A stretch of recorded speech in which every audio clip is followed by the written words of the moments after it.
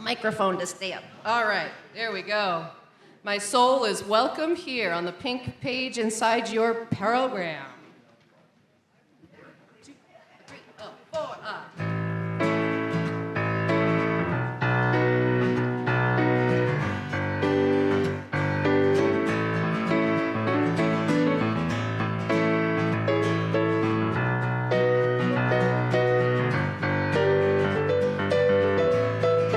I'm in the right place at the right time. I am just where I'm supposed to be. I'm in the right place at the right time. I am just where I'm supposed to be. I'm in the right place at the right time. I am just where I'm supposed to be. I'm in the right place at the right time. I am just where I'm supposed to be. Oh, my soul is welcome here. Oh, my soul is welcome here. I am getting the message loud and clear. My soul is welcome here. Oh, my soul is welcome here. Oh, my soul is welcome here. I am getting the message loud and clear. My soul is welcome here. Ready to do it all over again?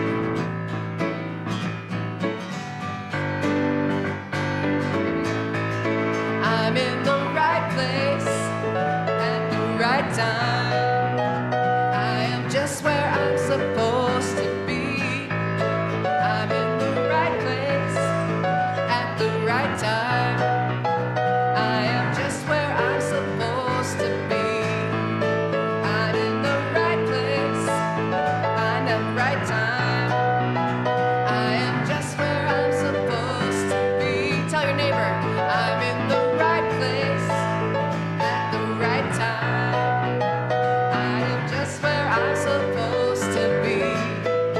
Oh, my soul is welcome here. Oh, my soul is welcome here. I am getting the message loud and clear. My soul is welcome here. Oh, my soul is welcome here. Oh, my soul is welcome here. I am getting the message loud and clear. My soul is welcome here.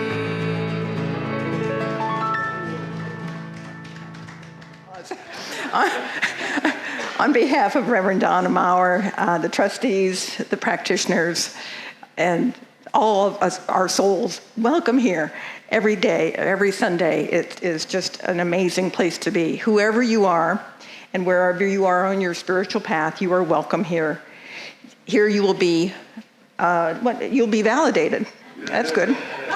And supported and encouraged to be all you can be. Our vision statement is love in action every day, in every way. And we express this love by learning and living the principles of the science of mind. We can find those on the back of the program, and please read along with me. I believe there is an infinite intelligence operating throughout the universe. I believe this intelligent power is only good. I believe this intelligence expresses as me. I believe use of this power. I create my life as happy, healthy, and complete. And so it is. Do we have any first-timers today? Who would like to stand up and introduce themselves? Would you introduce yourself?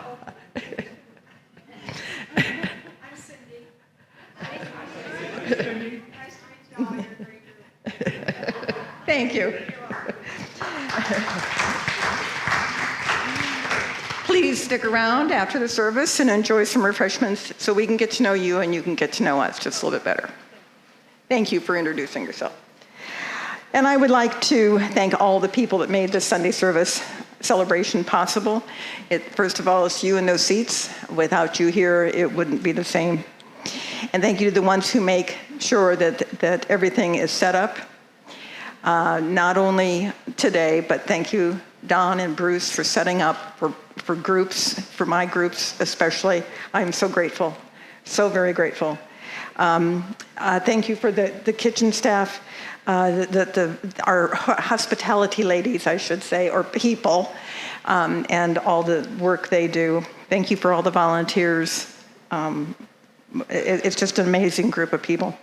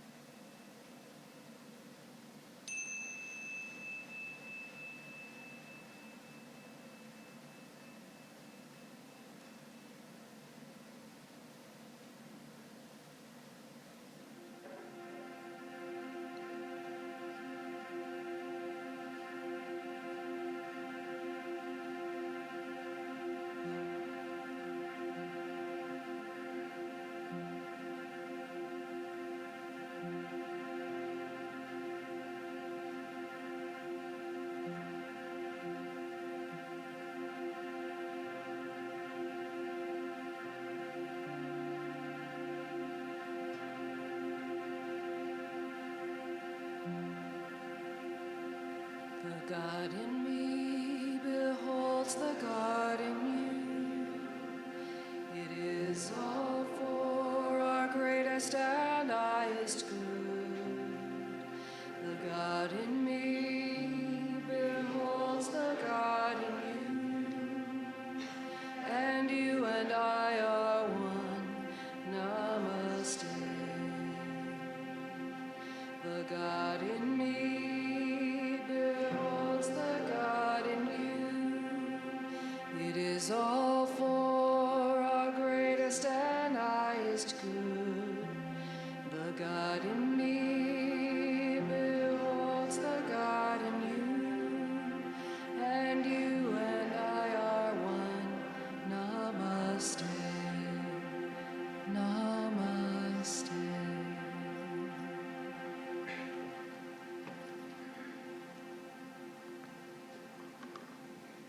Good morning. I am not Donna. We have the real Donna here today. I am John. I am your practitioner for today's service. And the practitioners are the healing arm of our center. And so if there's anything going on with you that you would like treatment for, please come over, fill out a prayer card, and put it in our box, and our practitioner team will do treatment for you all this week. So join me now in our opening invocation as I light our service candle, which symbolizes the light within each one of us here today.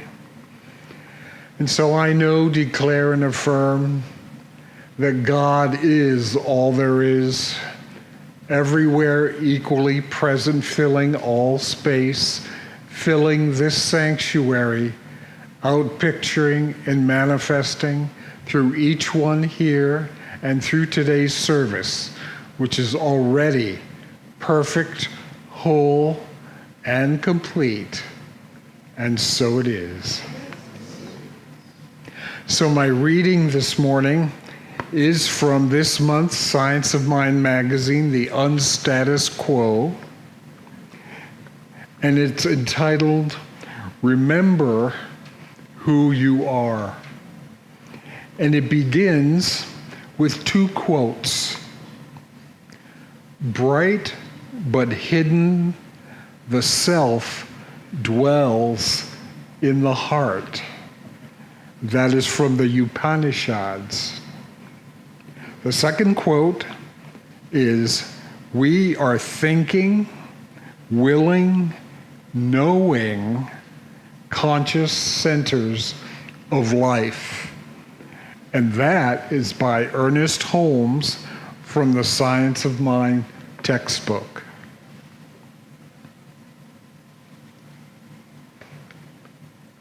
You have a name, but you are not your name. You have a body, but you are not your body. You have a story, but you are not your story. Who then are you?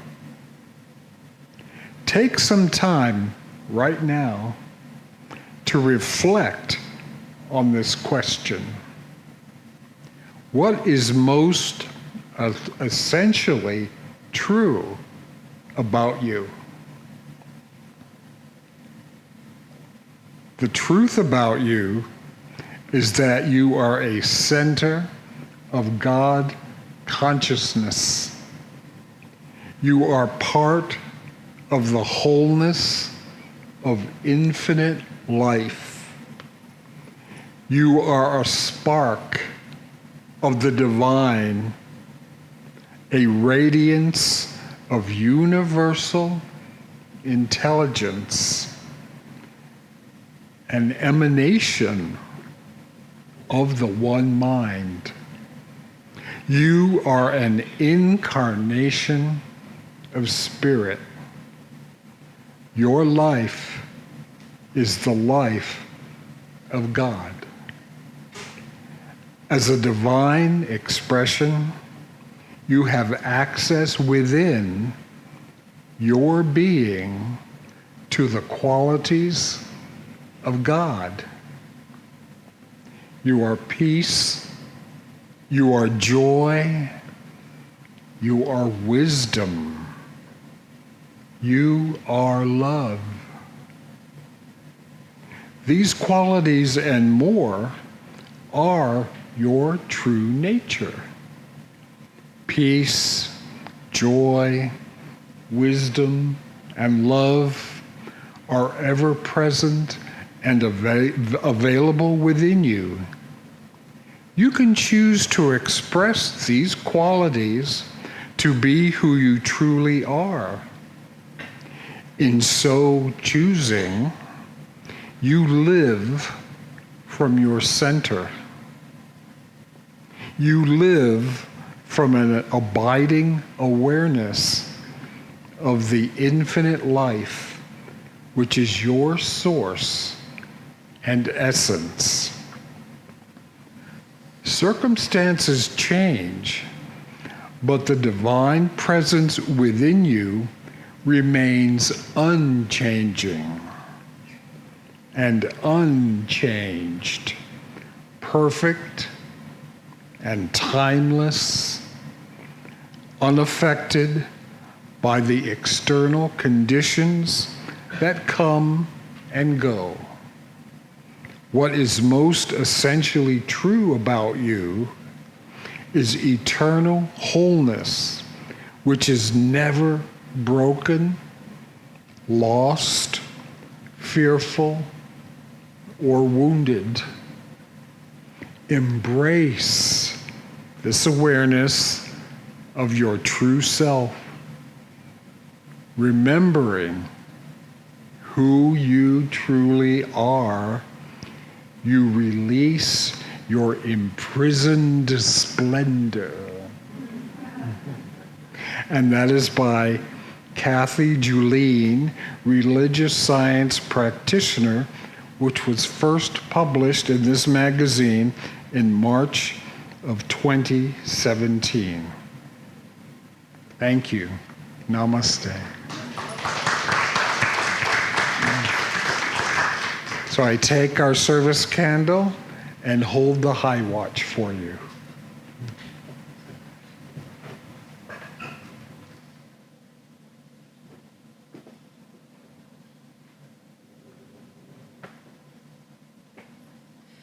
This is a song, very, very special song by Karen Drucker that I've been saving for an occasion such as this.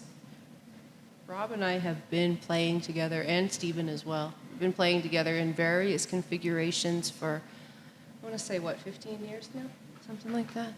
Yeah. And so as that musical bond and friendship bond grows stronger, this song calls to us.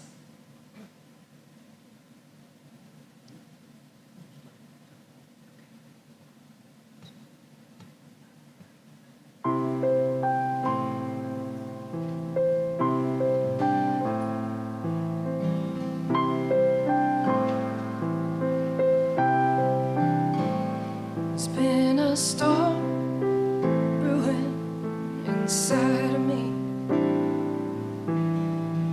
Clouds moving round my heart. Something's changing that I can't see. And I'm stuck in what I know is safe, but not where I'm to be. I feel the call of something more.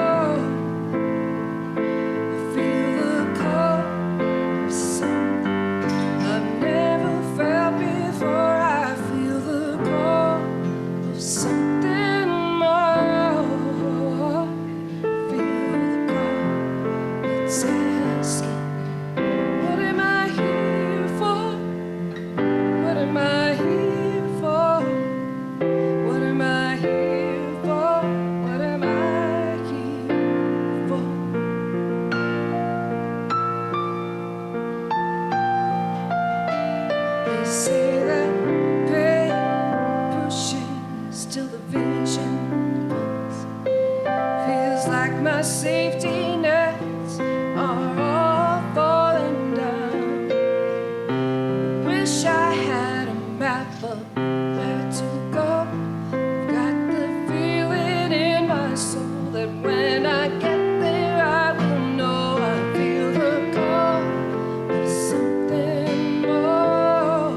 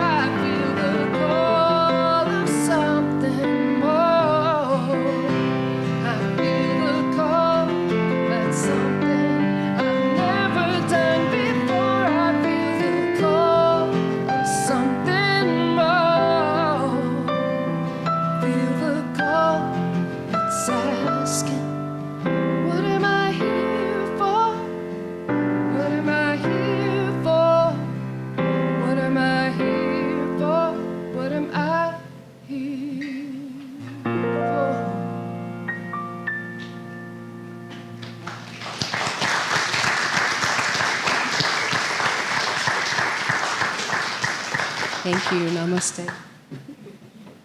Thank you, guys. Okay. Thank you very much. And thank you, Rob, for being with us today. I just love your music. And I love them together. Aren't they wonderful? So, first off, I want to thank John Lopez for the great job he did last Sunday. At a moment's notice, I called, my back started spasming, and it would literally put me on the floor, and I didn't know when it was going to happen. So I called John Saturday afternoon and asked him if he would fill in for me, and of course he said yes, and like I said, he did a beautiful job. And then Louise stepped in as practitioner. So we are so very blessed and lucky to have the talent that we have and the willingness for everybody to support each other. I've heard a lot of things this week. I know that that Kay is going to support. I forgot.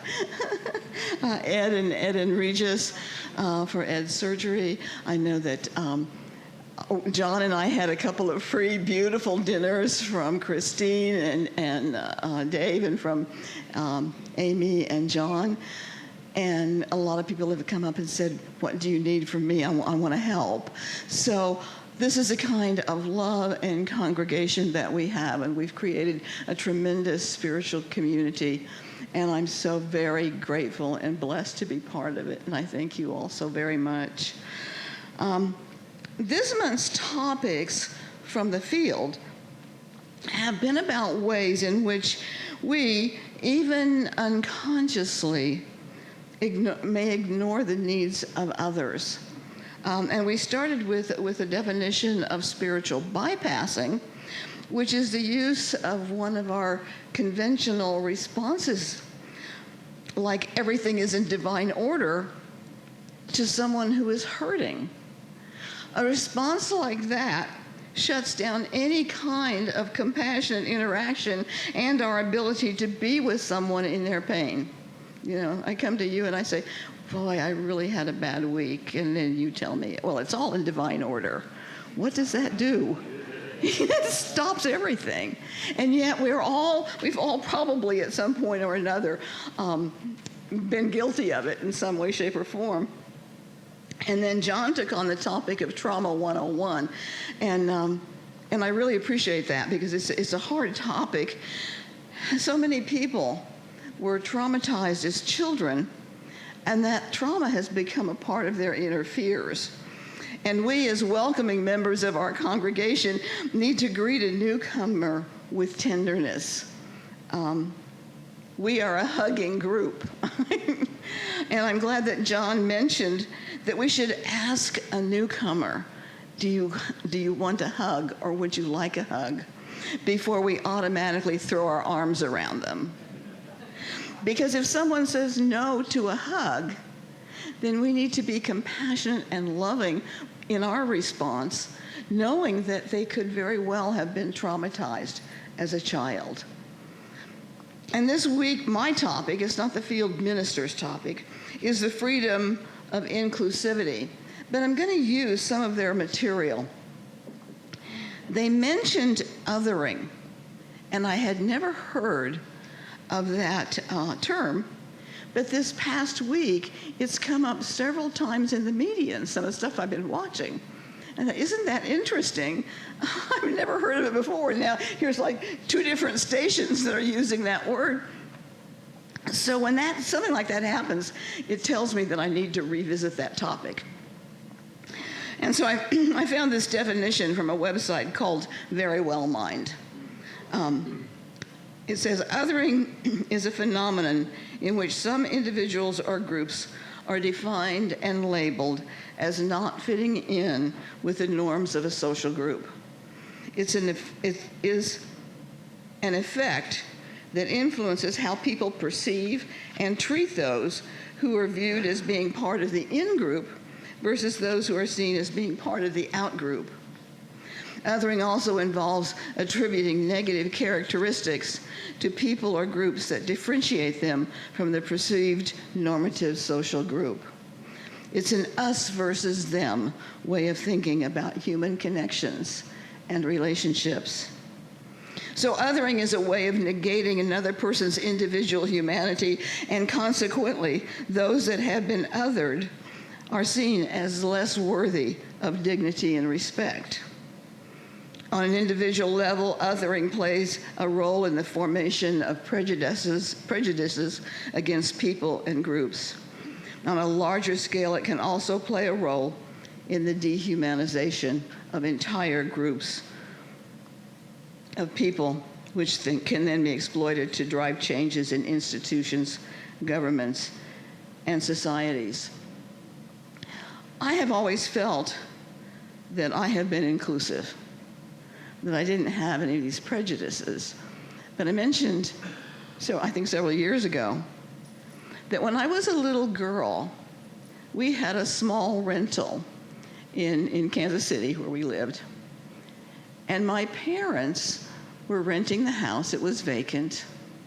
But they had a signed rental agreement signed by my aunt, so that if a black couple came to look at the house, they could say, "I'm sorry, but it's already been rented." What does that tell a 5-year-old child about othering? These people are not worthy to live in a house that my parents owned. So we've all had that happen to us at one time or another. And I would ask us each to kind of go through the annals of our mind and see, are we holding any of these prejudices? I mean, we've all heard it. As kids growing up, I heard all kinds of things, and I'm so grateful that we teach inclusivity and we don't have those prejudices here. The website also stated that othering can be thought of as the antonym of belonging, where belonging implies acceptance and inclusion of all people. Othering suggests intolerance and exclusion. So that's where I want to begin with this topic, the freedom of inclusivity. When we are inclusive, there are no boundaries around our love. Edwin Markin writes, "He drew a circle that shut me out. Heretic, a rebel, a thing to flout. But love and I had the wit to win. We drew a circle that took him in." I love this teaching because we believe that we are each manifestations of God, our Spirit, and in that way, we are all connected. How could we be anything other than inclusive? Because I am you and you are me. Founders Church, where I began my spiritual journey, was built in 1959. And at that time, the population around it was mostly white. And both Dr. Hornaday and Dr. George Bendall, its minister and assistant minister, were white. But there were several influential black members who wanted to be sure that the blacks were a respected part of the congregation. And one woman in particular, I know her name was Mabel, I think her last name was Gray, worked closely with Dr. Bendall to integrate both the choir and the ushers and hostesses. I wasn't there, but I heard the story that Dr. Bendall was walking back to his car after a meeting with Mabel. Several rather sinister-looking black men came around the corner, stopped and stared at him. Another black man came from around the other corner and said, "Leave that man alone, he's one of Mabel's boys." And those sinister men smiled and shook George's hand. So from the very beginning, Founders was inclusive, and people felt it, no matter their color. And Founders really took our teaching of love and connection and made it real. We as a country have come a long way toward being inclusive. In 1959, Richard Loving, a white man, and his wife Mildred, a person of color, were sentenced to prison for violating Virginia's Racial Integrity Act of 1924, which criminalized interracial marriages. After unsuccessfully appealing their conviction to the Supreme Court of Virginia, they appealed to the U.S. court, arguing that the Racial Integrity Act was unconstitutional. In June 1967, the Supreme Court issued a unanimous decision in the Lovings' favor, which overturned their convictions and struck down Virginia's Racial Integrity Act. And the court found that the law violated the Equal Protection Clause in it because it was based solely on distinctions drawn according to race and outlawed conduct, namely getting married, that was otherwise generally accepted and which citizens were free to do. The court's decision ended all race-based legal restrictions on marriage in the United States. And more recently has been the battle for gay rights and gay marriages. Our organization was one of the very first that fought for gay marriage. And again, I'm so proud that we, as a spiritual organization, have been at the forefront of these kinds of battles. Several years ago, I was honored to conduct a wedding ceremony for Wanda's aunt and her life partner, Jeanette and Jane. They have been together for well over 30 years before the law allowed gay marriages. So in their ceremony, I used the words from Justice Anthony Kennedy that overturned that rule.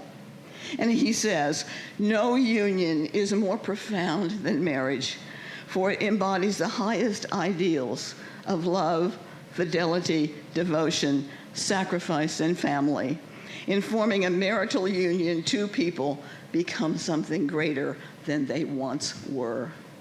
As some of the petitioners in these cases demonstrate, marriage embodies a love that endures even past death. It would misunderstand these men and women to say they disrespect the idea of marriage. Their plea is that they do respect it so deeply that they seek to find its fulfillment for themselves.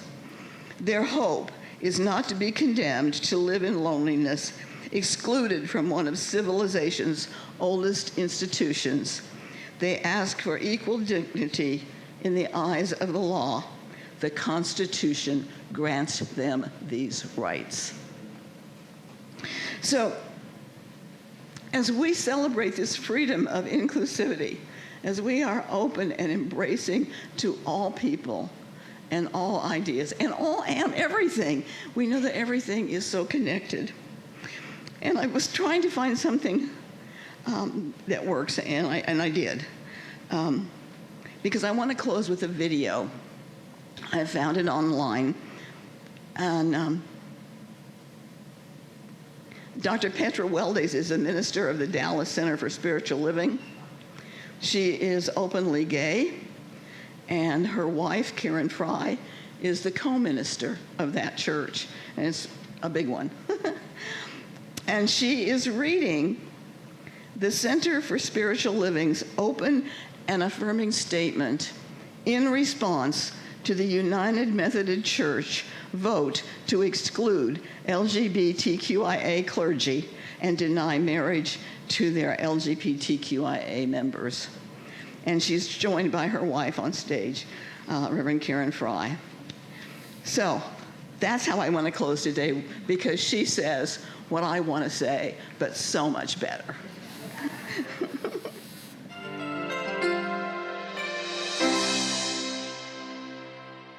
So today we're lighting our candle. And I'm going to read to you a statement that is going out on Monday from Centers for Spiritual Living. In response to the United Methodist Church, their vote to exclude LGBTQIA clergy and deny marriage to their LGBTQIA members. Centers for Spiritual Living believes oneness and wholeness is the very nature of the infinite, omnipresent, divine reality, God. Our philosophy, the science of mind, accepts and includes all life, all beings, and all creation as the very body of God. We celebrate the diversity of life as the expression of the infinite nature and revel in the impulse of love that bursts forth in every aspect of life, from the different flowers in our backyards to the variety of trees in our forests, fish in the seas, birds in the air, and animals that roam our lands. This is the expression of the infinite, infinitely loving creation in all its glory. As the ancient mystics in the Hebrew creation story Genesis teaches us, all creation is originally blessed, for it is good.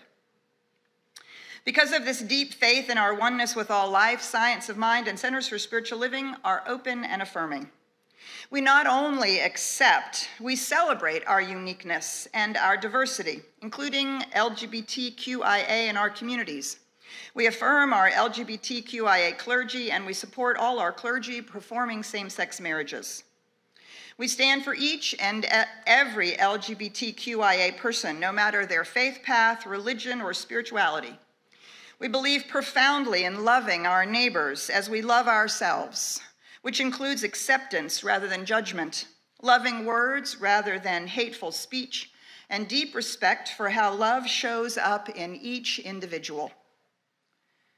We live in a time when many faith traditions are struggling with doctrines from another time, doctrines which are often unwelcoming, particularly to the LGBTQIA communities. While religious principles may not change over time, religious doctrine must evolve and concepts of morality evolve toward a greater capacity for love, compassion, and acceptance. While this may be a struggle for some, it is the right path to take, for no religion can be consistent to its principles and be moving away from love. To love God as God is understood, and to love one another are the greatest commandments of the scriptures of all religions. To our LGBTQIA brothers and sisters everywhere,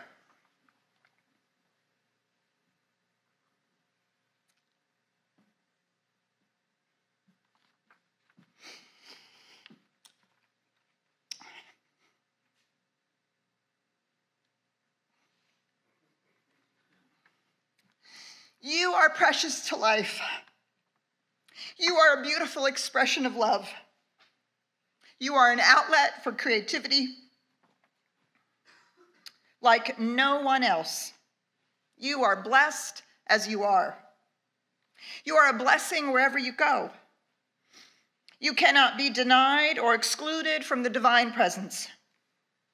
Your expression of personhood is beloved by the one, for it is unique and perfect for you. You may be belittled, ridiculed, or shamed for your sexual orientation, gender identity, or gender expression, but there is no truth.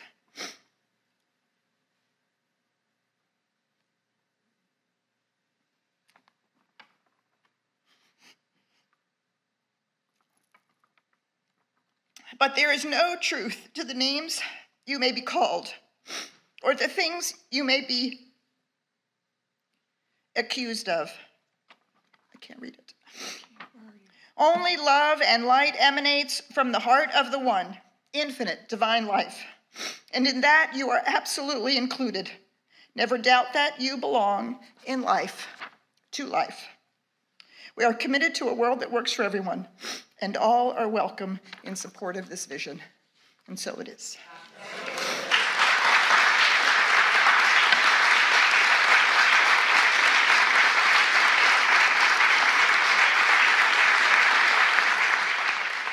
Movement, and I will never leave it.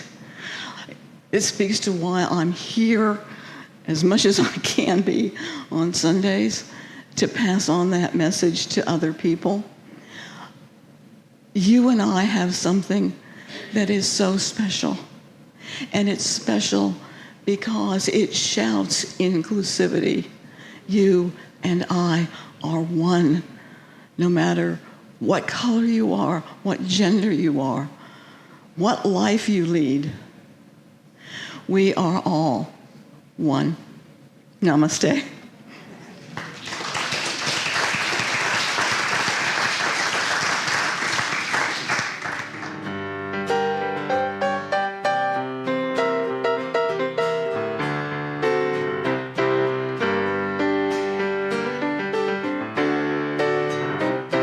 Here we go.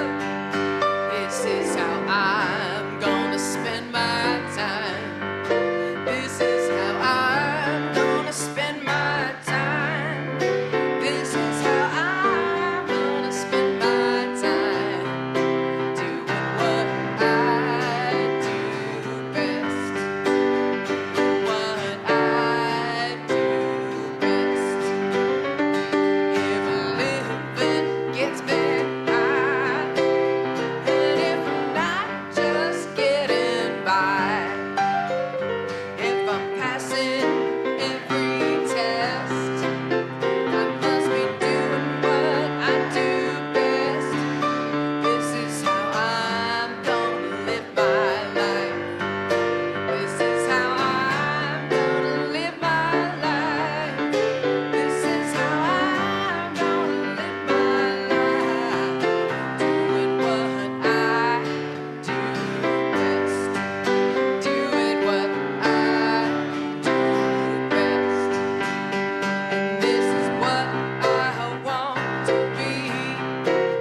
And if I do it all for free, if I never wanna rest, I must be doing what I do best. This is how I'm gonna spend my time. This is how I'm gonna spend my time. This is how I'm gonna spend my time. Doing what I do best. Doing what I do best. That's good. Great, thank you. Okay, it's time for our offering. So, won't you join me in our offering affirmation? My gift goes forth to heal, prosper, and bless all that it touches. It is evidence of my conviction that God is the source and substance of my supply. I share generously of my good, knowing that it returns to me multiplied abundantly, and so it is.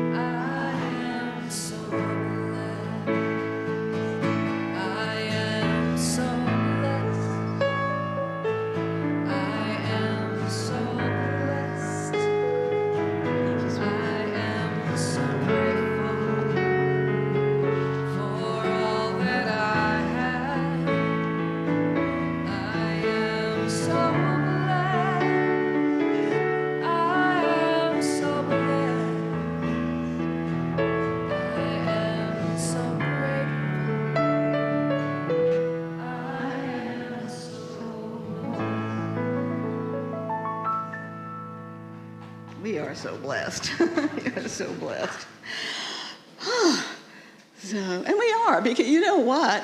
We ran out of programs Sunday. This is August, and I usually make 50 programs for the winter months. I made 50 programs. So I think we are doing great. And that's we don't do any outside advertising, so this is strictly word of mouth. And I am so grateful for those of you who have told friends, please come with me on a Sunday. And you've stayed. So anyway, thank you so much. So let's close this portion out in prayer, and please join us for refreshments and a chance to meet and greet each other. There is one divine intelligence. We call it God, but it's known by many names. And this divine intelligence includes everything that there is. All creation is formed from this one. So you and I are automatically manifestations of spirit in form. And as such, we are all united. We are all connected. And we're connected by that one word, love. So I speak my word today for anyone who is not feeling loving, and to know that the truth of you is really love. I speak my word for those places that are having such a hard time. The people in Gaza, I especially put my heart around, and look forward to peace talks that may be coming forth soon. And I just simply know that as we put our hearts together in prayer, in love, in inclusivity, in affirmation for one another, that each one of us are change agents for the world, and that is the truth. And so it is. So may we stand and sing Stand.